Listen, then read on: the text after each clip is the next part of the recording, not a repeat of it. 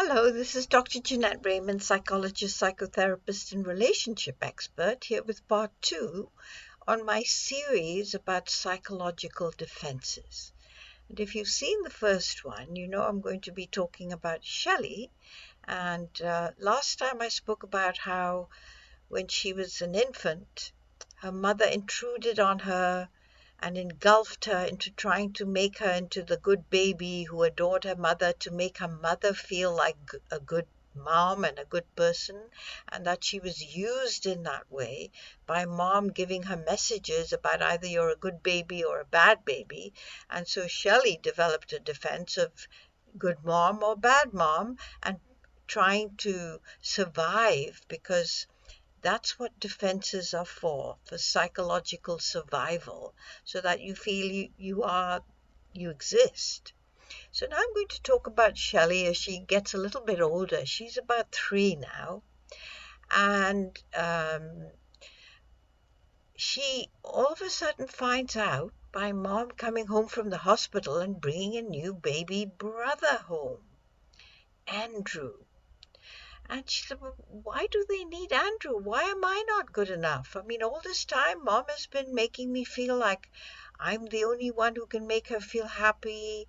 I'm the one she can rely on. I'm the one who does everything to make her feel like a good mom and a good person.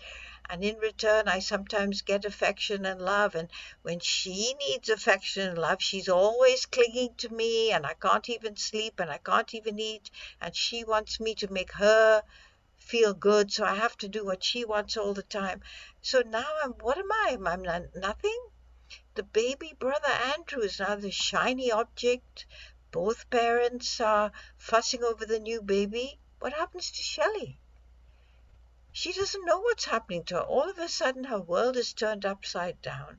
Everything she knew about who she was and how she related to her family is no longer good. So all of a sudden, she's realizing she's now the bad baby. If she wants something, she's a nuisance. She should grow up. She shouldn't need anything from her parents. She should only do what they want. And if mom is having a hard time with Andrew, then it's Shelley's job to make her feel good by being a good baby and not wanting too much and sleeping when Andrew's not sleeping, and so on and so forth. So what does Shelley do? What's her next defense so that she can still survive? Well, what she does is develop a false self. And you may have heard of the well-known British pediatrician and psychoanalyst D.W. Winnicott, who coined this phrase false self, where the little one feels so threatened that they're not wanted, they're not liked, they're going to be unable to be brought up properly, and then they're not able to do it themselves, that they develop this kind of a shield around themselves, like a shell. And inside is the real inner Shelley, who's very frail, hasn't quite formed, very delicate, very sensitive. But on the outside, she's the people pleaser, do whatever mom wants. Try to make mom smile, try to make mom pay attention to her, try to make her valuable to mom. So she becomes whatever mom wants her to be in order to get some affection, some care, some value, some meaning in her life. But she sacrifices her real self. So she withdraws that real self. That's also a defense. And she starts to idealize her mom. Her mom is put on a pedestal because she's so great. She's the only one who can give me this and make me feel wanted, and put pretty clothes on me and twirl me around. It's the only way I can be daddy's little girl, by being his good little pretty girl. I mustn't annoy him. I mustn't want anything when he comes home from work. I've got to try and take care of Andrew for them when they're tired. And so she becomes the victim, if you like, of idealizing these parents, because if she didn't idealize them, what would happen? She'd be angry, she'd be resentful, she might do things to upset them, and she would jeopardize her survival in their eyes as a valued child. So she starts to idealize them. And it's not until later that she starts to see who they really are. So all defenses, as I mentioned to you last week, they're all unconscious. We're not aware of using them, but they have implications for how we act as adults. So last week I told you about Shelley having everything in good and bad, and that's what happened to her when she grew up. Her partner was either good or bad. She couldn't imagine her partner having sometimes being good and sometimes not so good, but you still love her. That wasn't in her framework. And now, because of her growing up, learning to use idealization as a way of defending against her fear of annihilation, being non-existent, she chose this partner who is sometimes good, sometimes bad, but can never be both, can't be human. She then uses this defense of idealize. Puts her partner up on a pedestal, and God help the partner who starts to be human and errs a little bit, makes mistakes, forgets things, gets a little bit angry or impatient, or it isn't always the God that Shelley has made her partner out to be.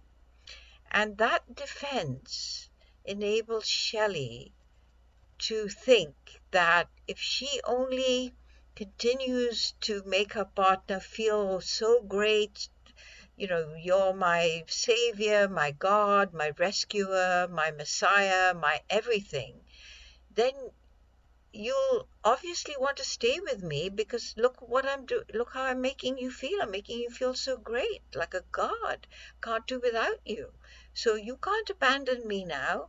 You can't make me feel any bad things, because I'm making you feel so wonderful. So that was the defense. Until time when Shelley, in her toddlerhood and later on in her adult life, saw her mom fall from grace. She wasn't this wonderful, idealistic parent. She got angry and she hit Shelley. Sometimes she locked her in her room. Sometimes she teased her with food and said, you can have it, then you can't.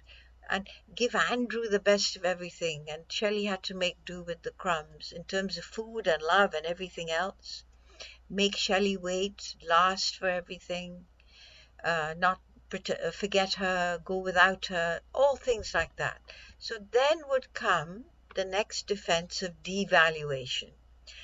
Always when we idealize someone, we also end up devaluing them, because they let us down, they betray us, and they make us feel like fools. So we can't live with that. Shelley can't live with that.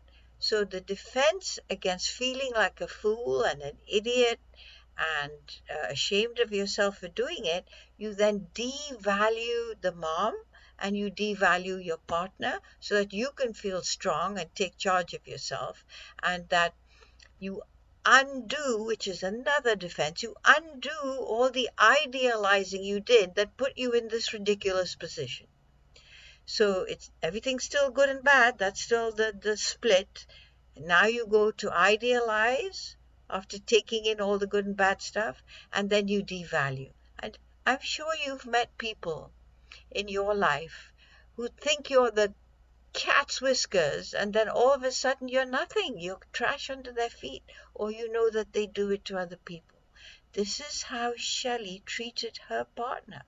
Either he was good or bad,